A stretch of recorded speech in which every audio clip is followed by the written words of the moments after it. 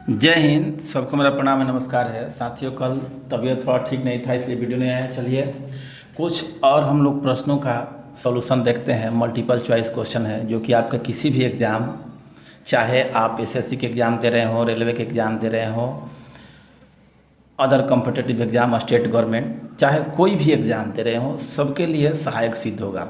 एक बात और, अगर आप लोग जगदीशपुर के अगल बगल के हैं तो ये मेरा ऑफलाइन सेंटर है, एडुराइज क्लासेज नियर संत जेवियर स्कूल, सियरुआ मोड़, जगदीशपुर। आप यहाँ संपर्क करके और लाभ प्राप्त कर सकते हैं। चलिए, ये मोबाइल नंबर है। अब हम लोग पहले प्रश्न देखते हैं। चूँकि आपका प्रश्न है हिस्ट्री से, थोड़ा सा बाहर है, मैनेज कीजिएगा, थोड़ा सा साउंड का प्रॉब्लम भी हो सकता है। चलिए देखिए, 1857 के विद्रोह का मुख्य कारण क्या था? 1857 के विद्रोह का मुख्य कारण क्या था? इस क्वेश्चन का पहला क्वेश्चन, धार्मिक असंतोष, आर्थिक असंतोष, राजनीतिक असंतोष, सैन्य असंतोष। इस ऑप्शन के हिसाब से आप लोगों का आंसर क्या होना चाहिए? फटाफट बताइए, फटाफट। चलिए, इस क्वेश्चन का आंसर क्या होगा बाबू? सैन्य असंतोष। इस क्वेश्चन का आंसर क्या होगा? इस क्वेश्चन का आंसर होगा सैन्य असंतोष। चलिए अगला देखिए, 1857 के विद्रोह का मुख्य कारण, प्रमुख कारण ब्रिटिश सेना और भारतीय सैनिकों की असंतोष था, खासकर नई राइफल कारतूसों के उपयोग के कारण। चलिए अगले क्वेश्चन पे हम लोग चलते हैं। भारतीय राष्ट्रीय कांग्रेस की स्थापना कब हुई थी? भारतीय राष्ट्रीय कांग्रेस की स्थापना को किस वर्ष हुई थी? 1885 में, 95 में, 1905 में, 1915 में। इसका ऑप्शन 1885 बिल्कुल सही होगा। चलिए, भारतीय राष्ट्रीय कांग्रेस की स्थापना 1885 में एओ हुम द्वारा की गई थी। इसका और अच्छे से डिस्कशन आप लोगों को हम कराएंगे, आप लोग कमेंट बॉक्स में बताइए। चलिए, महात्मा गांधी ने किस आंदोलन की शुरुआत की थी? असहयोग आंदोलन, सविनय अवज्ञा आंदोलन, भारत छोड़ो आंदोलन, इनमें से सभी। तो आपका ऑप्शन क्या होगा? इनमें से सभी। महात्मा गांधी ने असहयोग आंदोलन 1920 में, सविनय अवज्ञा आंदोलन 1930 में और भारत छोड़ो आंदोलन 1942 में शुरू की थी, और चंपारण आंदोलन 1917 में। चलिए अगले क्वेश्चन पे हम लोग चलते हैं। किस गवर्नर जनरल ने अस्थायी बंदोबस्त प्रणाली की शुरुआत की थी? लॉर्ड कर्जन ने, लॉर्ड डलहौजी ने, लॉर्ड ब्लेजली ने, लॉर्ड कॉर्नवालिस ने। यहाँ इसका ऑप्शन डी बिल्कुल सही होगा, लॉर्ड कॉर्नवालिस। चलिए, लॉर्ड कर्जन जो थे बंगाल विभाजन के समय थे, डलहौजी हड़प नीति के समय थे, ब्लेजली को सहायक संधि का जनक कहा जाता है। ठीक है। प्रथम विश्व युद्ध के दौरान वायसराय कौन थे? प्रथम विश्व युद्ध के दौरान वायसराय कौन थे? Lord Curzon, Lord Hardinge, Lord Minto, Lord Chelmsford. प्रथम विश्व युद्ध के समय वायसराय कौन थे? तो प्रथम विश्व युद्ध के समय वायसराय थे लॉर्ड हार्डिंग। इन्हीं के समय दिल्ली दरबार सजा हुआ था। इन्हीं के समय क्या हुआ था? दिल्ली दरबार सजा हुआ था। अगले क्वेश्चन पे हम लोग चलते हैं। भारतीय संविधान की पहली बैठक कब हुई थी? 1946 में, 47 में, 48 में, 49 में। तो इसका प्रथम बैठक हुआ था 1946 में, बिल्कुल सही आंसर है। किसने रामायण महाकाव्य की रचना की? रामायण महाकाव्य की रचना, रामचरितमानस की रचना तुलसीदास ने की थी। रामायण महाकाव्य की रचना वाल्मीकि द्वारा किया गया था। चलिए अगले क्वेश्चन पे हम लोग चलते हैं। किस भारतीय संत ने भक्ति आंदोलन की शुरुआत की? इनमें से सभी लोगों ने, थोड़ा सा पेज इधर उधर हो गया है। चलिए, किस भारतीय संत ने भक्ति आंदोलन का नेतृत्व किया था? कबीर ने, तुलसीदास ने, मीराबाई ने, इनमें से सभी ने। तो इसका ऑप्शन हो जाएगा, ये भक्ति आंदोलन कबीर भी थे, तुलसीदास भी थी, मीराबाई भी थी। चलिए अगले क्वेश्चन पे हम लोग चलते हैं। किस वर्ष भारतीय संविधान लागू किया गया था? ये सबको पता है, 26 जनवरी 1950 को भारतीय संविधान लागू किया गया था।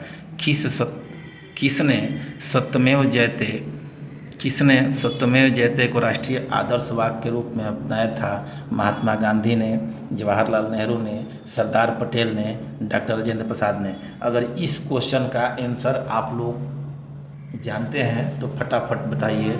इसका ऑप्शन होगा doctor Rajendra Prasad, option number D. देखिए, अगर एक भी क्वेश्चन आप लोगों के काम लायक होगा तो हम समझेंगे कि मेरा सब सफल हुआ। चलिए, सिंधु घाटी सभ्यता का मुख्य शहर कौन सा? हड़प्पा, मोहनजोदड़ो, लोथल, इनमें से सभी। हड़प्पा भी नगरीय सभ्यता, मोहनजोदड़ो, लोथल, ये बताइए इनमें से सभी सिंधु घाटी सभ्यता का मुख्य शहर कौन सा था? तो इसका ऑप्शन डी हो जाएगा, इसका ऑप्शन नंबर डी हो जाएगा, सभी मुख्य शहर थे। चलिए, अशोक ने किस युद्ध के बाद धर्म युद्ध मतलब बौद्ध धर्म अपनाया? इस सबको पता है। कलिंग युद्ध के बाद, कलिंग उड़ीसा में है, कलिंग कहाँ है? और सबका अब की बार क्या किए हैं कि वहीं आंसर का डिस्कशन है, जिससे आप लोगों को काफ़ी लाभ होगा। किसने गीत गोविंद की रचना की? जयदेव, सूरदास, तुलसीदास, कबीर। तो इसका ऑप्शन क्या होगा? जयदेव। इसका ऑप्शन। किसने ताजमहल का निर्माण कराया? तो सब लोग जानते हैं ताजमहल का निर्माण। ताजमहल का निर्माण किसने कराया? ताजमहल का निर्माण किसने कराया था?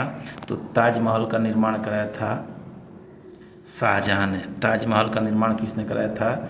शाहजहां ने। अब चलिए, किसने राय बहादुर की उपाधि धारण की थी? राजा राम मोहन राय। देखिए, बिल्कुल नया प्रश्न है। राजा राम मोहन राय